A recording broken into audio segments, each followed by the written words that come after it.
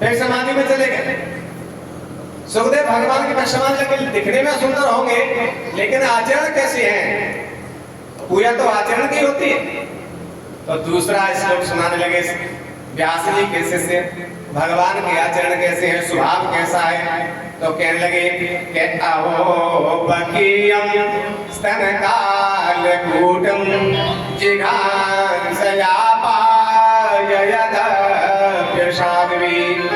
लेवे गतिं दातचितां ततोऽयं कम्बा दयालुं शरणं व्रजेमः। आज वो कह रहे हैं कि मेरे भगवान का स्वभाव कैसा है, आचरण कैसे है। मेरे भगवान कभी क्या देखते हैं? वस्तु के भूखे नहीं है। तुम्हारी कोई वस्तु के भूखे नहीं है, तुम हमारे लिए भोग लाओगे तभी भगवान प्रसन्न होंगे, क्योंकि भगवान के पास तो 56 भोग हैं और विश्वंभर है, पूरे संसार को जो खिला रहे हैं। क्या वो तुम्हारे भोजन के भूखे हैं? तुम्हारे प्रसाद के भूखे हैं? नहीं, भगवान तुम्हारे भोग के भूखे नहीं है। तो तुम्हारे पैसे चढ़ाने के भूखे हैं? नहीं। जो स्वयं लक्ष्मी पति है, लक्ष्मी जिनके चरणों दबा रही है, क्या वो तुम्हारे पैसे के भूखे भगवान? तो किसके भूखे भगवान? भगवान तो तुम्हारे सुमन के भूखे हैं।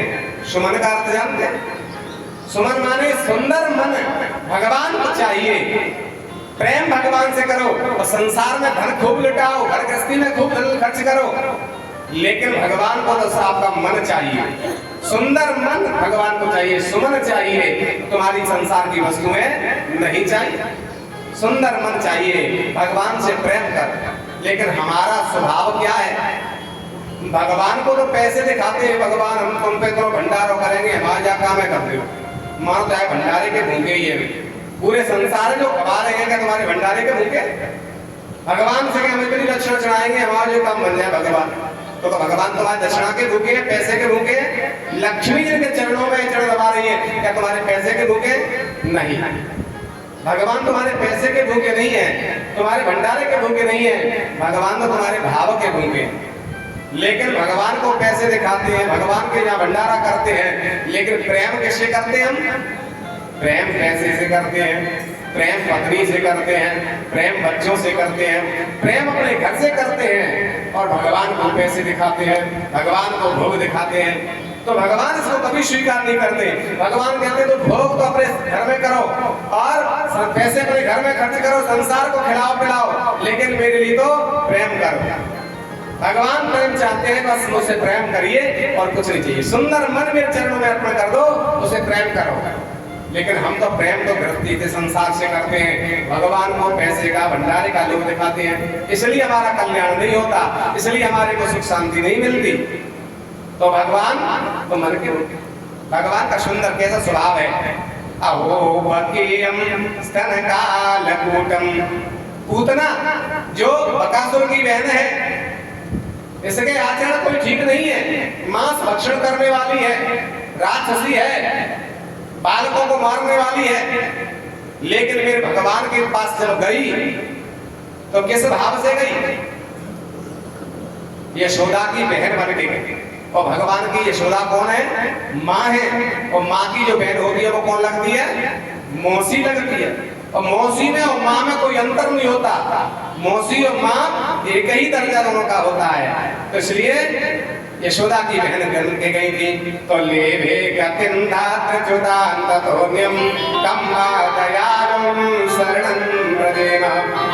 भगवान ने ये नहीं देखा कि मुझे क्या खिला रही है, मुझे क्या पिला रही है, लेकिन किस भाव से गई?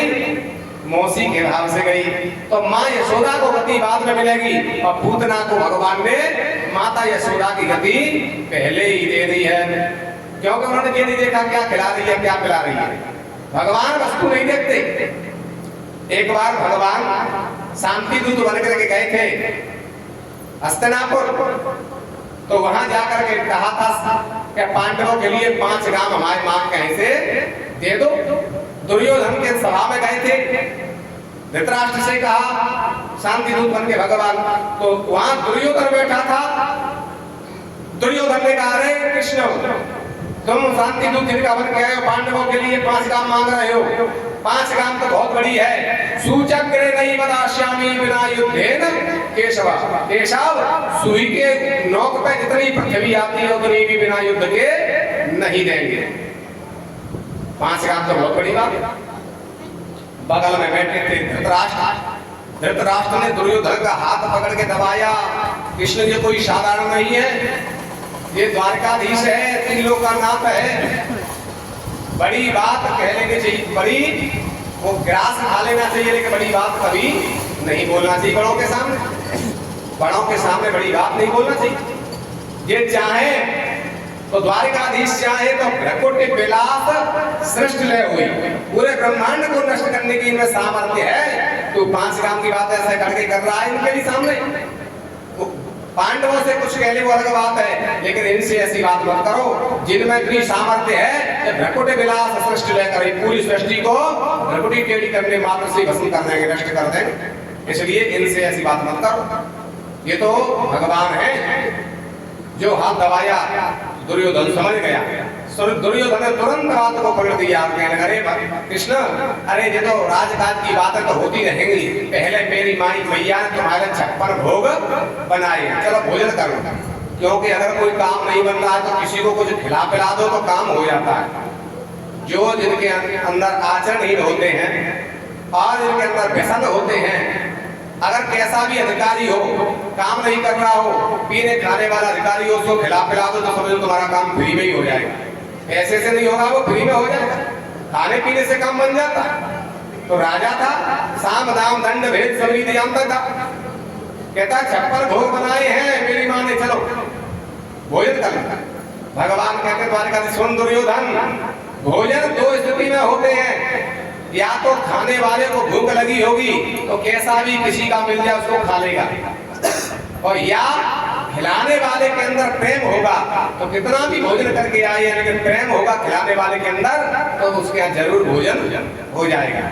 लेकिन दुर्योधन, तेरे यहाँ दोनों में से एक भी बात नहीं है। ना तो मेरे को भूख लगी है और ना तेरे अंदर भाव है खिलाने का, इसलिए तेरे यहाँ 56 भोग नहीं पाऊंगा। मैं तो काका विदुर के यहाँ भोजन करूंगा।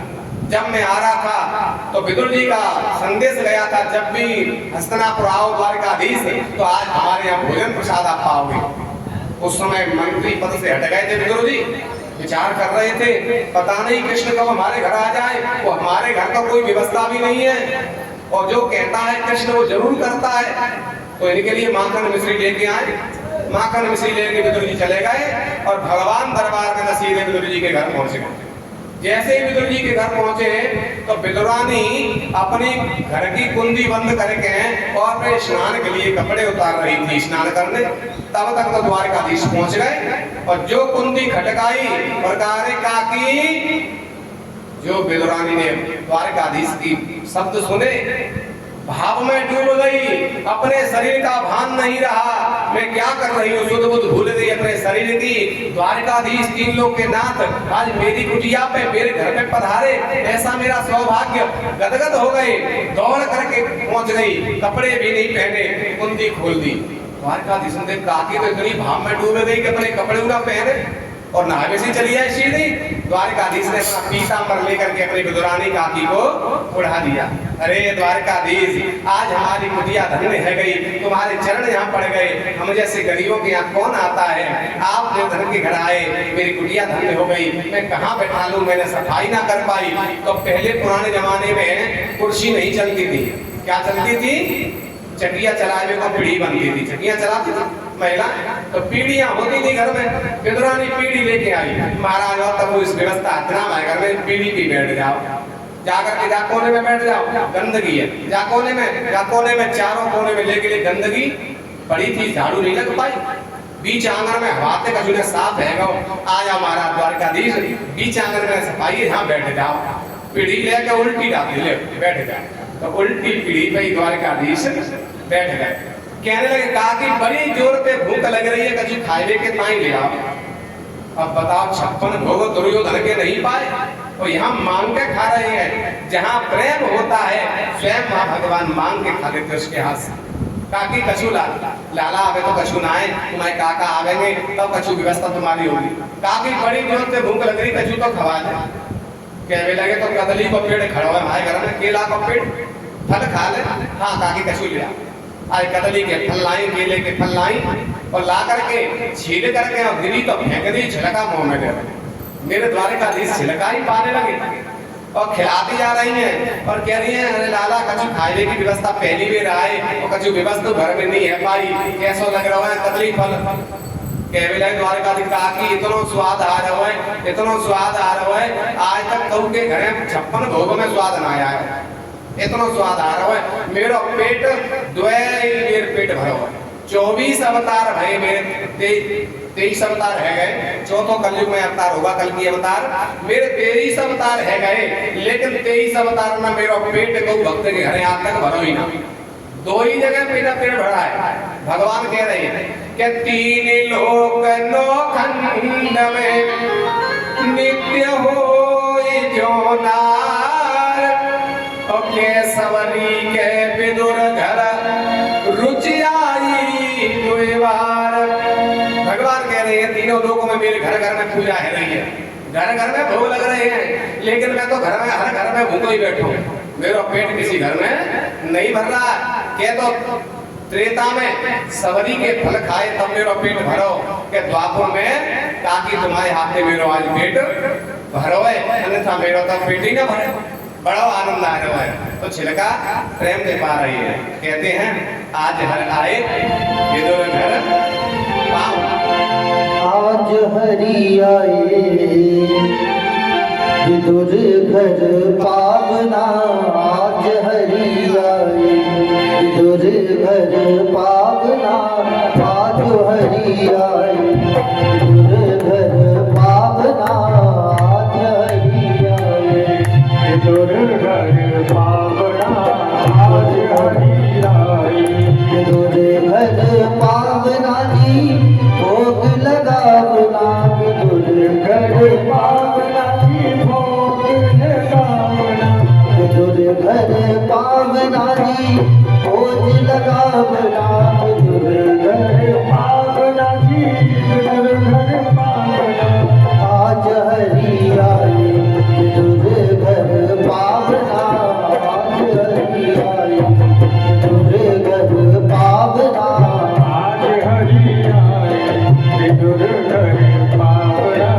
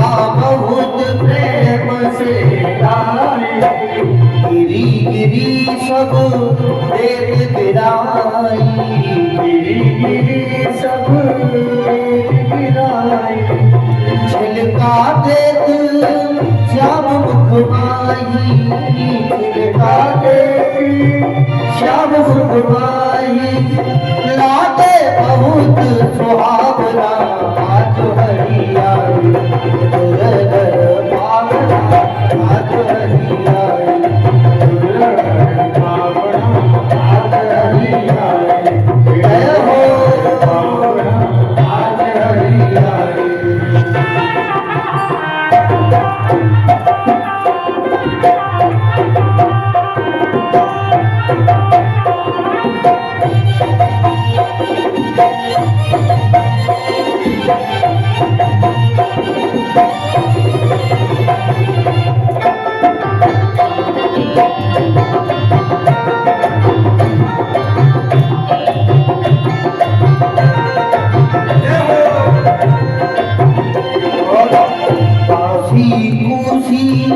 रूखी सूखी बासी पूसी, रूखी सूखी बासी पूसी, रूखी सूखी बासी पूसी, रूखी सूखी बासी पूसी, रूखी सूखी बासी पूसी, रूखी सूखी।